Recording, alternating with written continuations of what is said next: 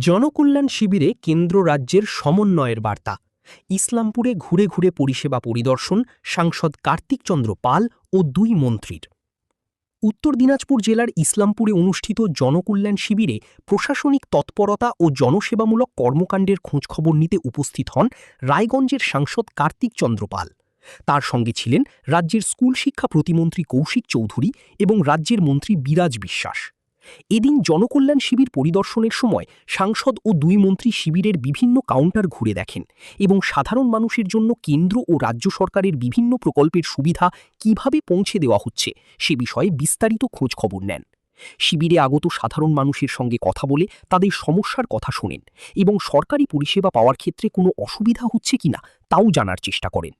পরিদর্শনকালে তারা বিভিন্ন সরকারি দপ্তরের স্টল ঘুরে দেখেন এবং সংশ্লিষ্ট আধিকারিকদের সঙ্গে আলোচনা করেন।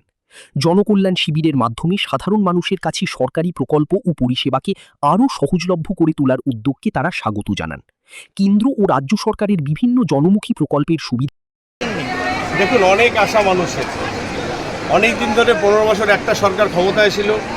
আপনাদের এদিকে লালবাতি নীলবাতি সব বাতিই ছিল, কিন্তু বাতি শুধু ঘুরে গেছে, কাজ কিছু হয়নি। যার জন্য আজকে এত বছরের একটা পৌরসভা, সেখানে কোনো উন্নয়ন নেই। তার সাথে সাথে আমরা শুধু শুনেছি সব হাসছে, হাসার কোনো জায়গা নেই মানুষের দুঃখে। এখনই আপনারা বললেন যে চুরি হলে আমরা পাই না, এই পাই না, সেই পাই না। অলরেডি আমাদের ল মিনিস্টার বলে দিয়েছে। আমরাও টোটাল সিস্টেমটাকে সাজাচ্ছি যাতে আগামী দিন মানুষ তার ন্যায্য বিচার পায়। তার সাথে আমার কালিয়াগঞ্জের রাজবংশী পরিবার, মৃত্যুঞ্জয় বর্মন থেকে শুরু করে আমার বোন এবং দাড়িভিটের আমার রাজেশ তাপস, আগামী দিনে অলরেডি আপনারা জানেন যে আমাদের সম্মানীয় মুখ্যমন্ত্রী শুভেন্দু অধিকারী মহাশয় তিনি ফাইল রিওপেন করার অর্ডার দিয়েছেন। খুব তাড়াতাড়ি যেগুলো শুরু হবে।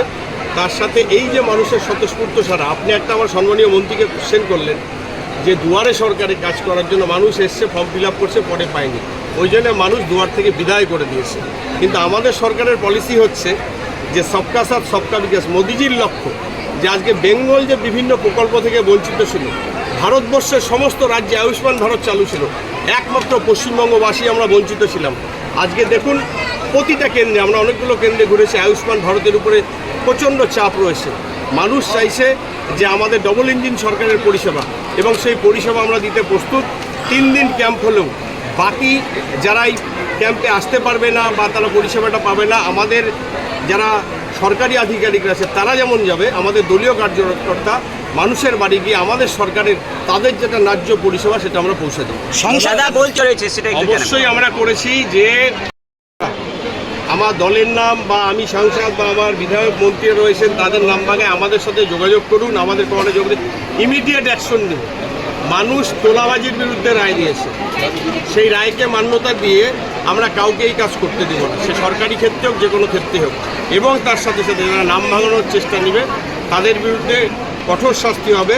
আর তারপর আরও কিছু আপনারা জেনে রাখুন, আমাদের 12 তারিখে আমাদের যে জেলার যে মিটিং ছিল, আমাদের প্রশাসনিক মিটিং ছিল, আমাদের সম্মানীয় মুখ্যমন্ত্রী এসছেন। সেখান থেকে এই জেলার দীর্ঘদিনের দাবি ছিল যে একটা মহিলা কলেজ, অলরেডি সেটা কালিয়াগঞ্জে অনুমোদন হয়েছে। দীর্ঘদিন জেলাবাসীর দাবি ছিল যে হেমতাবাদে একটা ডিগ্রি কলেজ, সেটা অনুমোদন হয়েছে। রায়গঞ্জে ল কলেজের অনুমোদন হয়েছে। এবং তার সাথে সাথে হেমতাবাদে আমাদের ফায়ার ব্রিগেড ছিল না, আমাদের কৌশিকবাবু মন্ত্রী হওয়ার পর ফায়ার ব্রিগেডে অনুমোদন করেছে, করণদিঘিতে হয়েছে, ডালখোলায় হয়েছে। এবং তার সাথে সাথে আমাদের জেলায় এখনও অবধি কোনো ট্রাইবাল স্কুল নেই, সেটাও অলরেডি মুখ্যমন্ত্রী ঘোষণা করে দিয়েছেন, খুব তাড়াতাড়ি হবে। তার সাথে সাথে আমাদের এই ইসলামপুরের কিছু সমস্যা রয়েছে, বিশেষ করে এই শহর সাব ডিভিশন শহর, এই শহর নামে সাব ডিভিশন, এই শহরে দীর্ঘদিনের পৌরসভা, উন্নয়ন নেই, এখানে ঠিকঠাক করে একটা স্টেডিয়াম নেই, একটা বড় টাউন হল নেই। তার সাথে সাথে আমরা একটা সুইমিং পুল দিতে চাইছিলাম আমার সংসদ কোটার টাকা থেকে, সেটা নেওয়া হয়নি। বড় একটা বিনোদন পার্ক নেই। সবচেয়ে বড় কথা, ইসলামপুর কলেজেও প্রচুর লোড, সেই লোড কমানোর কোনো ব্যবস্থা নেই। আমরা বাতি নিয়ে ঘুরে গেছি, প্রতিশ্রুতি দিয়ে গেছি, আমরা ভোট নিয়েছি, কাজ করিনি। আগামী দিন আমাদের ইসলামপুরের আরও যে চাহিদাগুলো রয়েছে, এতদিন আমরা এখানে সরকারে ছিলাম না, সেন্ট্রালের যতগুলো কাজ যেগুলো ডিমেন্ড ছিল আমরা করতে পেরেছি। আগামী দিনে এখানেও আরও বৃহত্তর আকারে কাজ করবে। এবং এটাও বলছি, যেখানে আমাদের বিধায়ক নেই আমাদের সেটাও কাজ হবে। এটাই মোদিজির সবকা সাথ সবকা বিকাশ। মাদকাসক্ত রিহ্যাবিলিটেশন সেন্টার উত্তর দিনাজপুরের রায়গঞ্জ ছাড়া কোথাও নেই, সেটাও একটা আবাস। এটা নিয়ে ভাবনার বিষয় আমরা আছে। এখন তো চাইবো- ডাবল ইঞ্জিনের সরকার দাদা।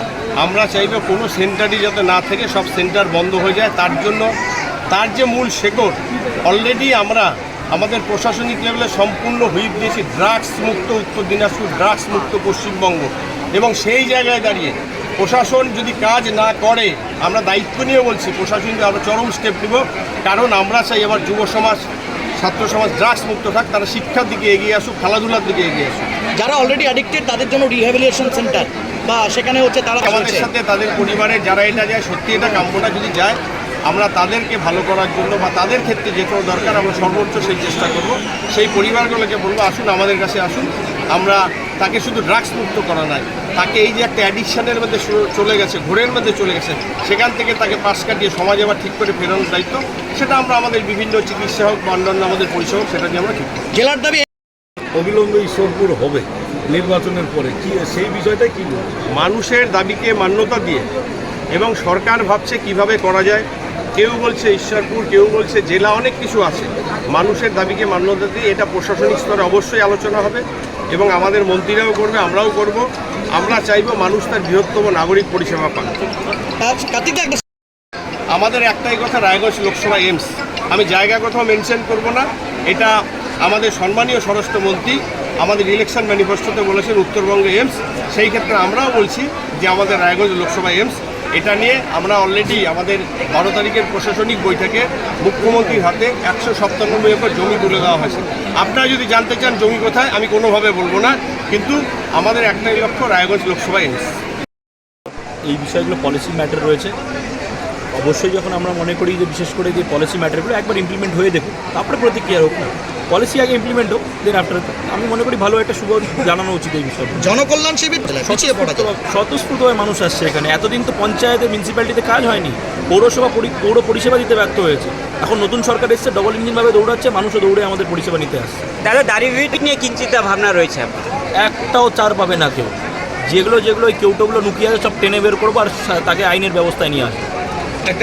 একটা একেবারেই খারাপ। এখানে একটা স্কুলে গোটা টানা 3 দিন ধরে চুরি হচ্ছে। এটা মানে রিসেন্টকার ঘটনা। এর আগে বিভিন্ন মন্দিরে চুরি হয়েছে, পুলিশ প্রশাসন একটারও সুরাহা করতে পারেনি। এবং এখানে একটা যে নতুন টার্ম একটা মানে এখানটা রয়েছে, আশেপাশে 12 মিটারের মধ্যে হচ্ছে সরকারি আধিকারিকদের আবাস। অ্যাডিশনাল এসপির বাংলো, এসডিপিও।